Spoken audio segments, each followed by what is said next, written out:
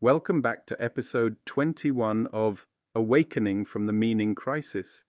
Here, we're diving deep into a time when the cosmos itself seemed to unravel from a purpose-filled universe into an indifferent, mechanistic void. Galileo's revelations suggested that matter exists independently of our wills, leading to a universe seen not as a cosmic dance, but rather as cold, indifferent atoms in motion. This shift left humans feeling like isolated islands of meaning in a vast, purposeless sea.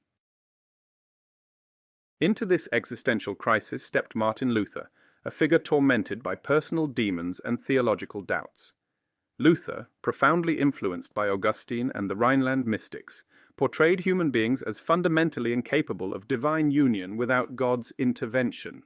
His radical notion: we are saved through faith alone, a belief that dramatically simplified the rich participatory nature of faith to mere assent to God's grace.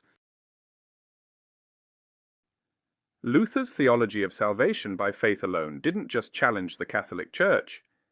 It upended the entire ecclesiastical structure by asserting that divine will was arbitrary, unearned by any human action or virtue. This concept inadvertently fostered a cultural narcissism within society, where external affirmation became sought after, rather than internal moral worth, seen vividly today in our collective obsession with likes and shares on social media platforms. His critique of the Catholic doctrine led to a broader reformation, pushing for individual conscience to stand over church authority, democratizing spiritual authority, and planting the seeds for modern democratic ideals within religious practice.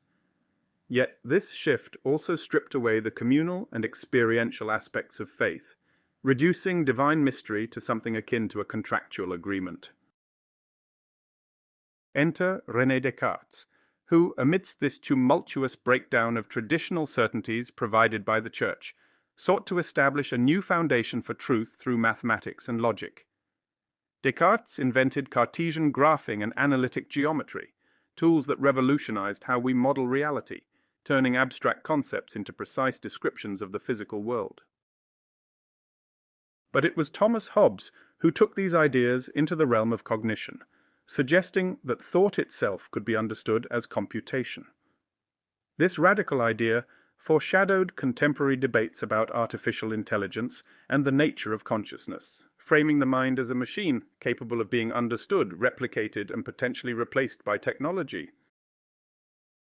These seismic shifts in theology and philosophy didn't just reshape intellectual landscapes, they altered how individuals saw themselves and their place in the universe.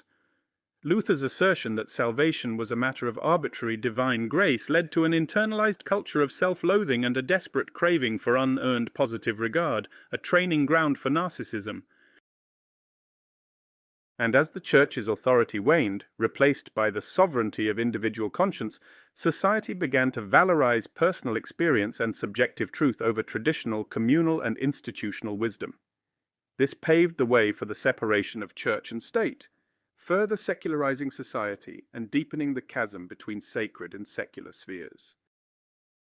These transformations, set against the backdrop of the emerging corporate capitalism, heralded a new age where personal faith and economic success intertwined, giving rise to what Max Weber would call the Protestant ethic. In summary, the Protestant Reformation and the Scientific Revolution, spearheaded by figures like Luther and Descartes, didn't just reform religion or refine science.